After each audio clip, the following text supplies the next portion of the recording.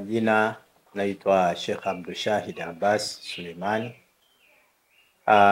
Ni kiongozi mkuu wa Ansari Sunna katika mikoa ya Kanda ya Ziwa. Hivi karibuni zimeanza kutoka kauli ambazo kwa hakika haziashirii hali nzuri ya mbele ya taifa letu, pale ambapo tumeshuhudia na kuona baadhi ya viongozi wa siasa wakitoa maneno ambayo kwa hakika ni maneno yasiyoleta tija, maneno yasiyojenga, maneno yanayotia wasiwasi, maneno yanayoashiria kwamba ipo mipango madhubuti ya kutoweka kwa amani ya nchi yetu. Kama viongozi tumesikitishwa sana na baadhi ya taarifa zilizoanza kujitokeza mitandaoni,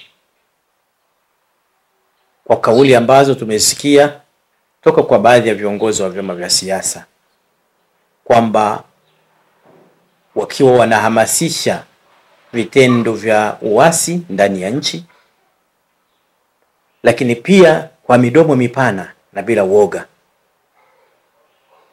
lakini pia wakihamasisha uasi ule utapitia katika kuvuruga uchaguzi. Tunawaomba wamuogope Mungu na waache mara moja kauli hizi, kwani Tanzania ni yetu, sio ya wao tu. Hivyo kama viongozi wa dini tunawaomba turudi kujenga nchi yetu, kwani bila ya amani hatuwezi kufikia popote.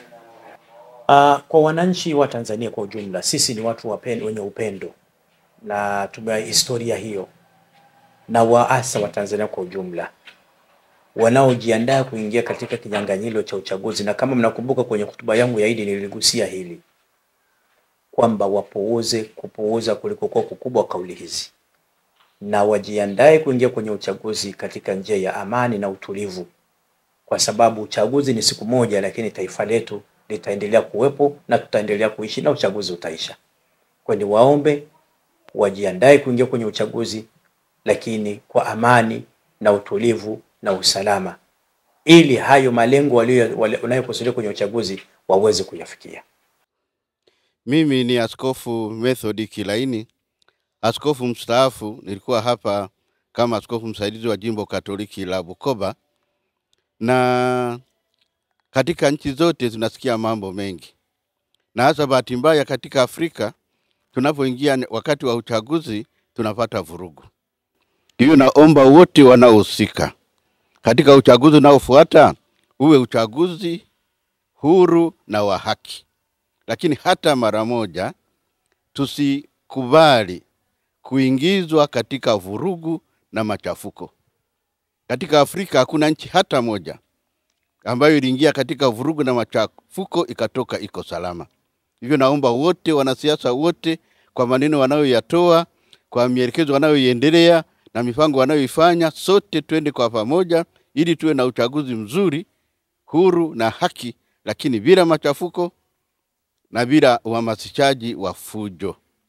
Hiyo ndio ombi langu kwa Watanzania wote. Hiyo ndio ombi langu ambao natoa kila siku ninapopiga magoti na kusali kwa Mungu. Usipokuwa na amani hauwezi kufanya kitu chochote. Yaani hata na kitu chochote unachokipigania hauwezi kukipata. Mifano tulionayo ni mingi tu. Hata nchi ambazo zimepigana kama Libya, kama Iraq, kama yani nchi yoyote ile haupati chochote. Hivyo naomba ndugu zangu, kwa miaka hii yote tumekuwa na shida zetu, tumekuwa na mambo yetu, lakini kitu kimoja tulibaki nacho. Tulibaki tukiwa ndugu.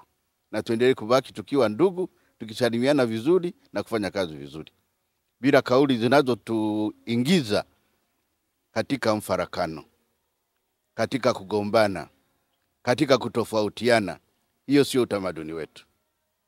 Nawatakia kila laheri, nawatakia kila fanaka, na Mungu Mwenyezi. Crown Media.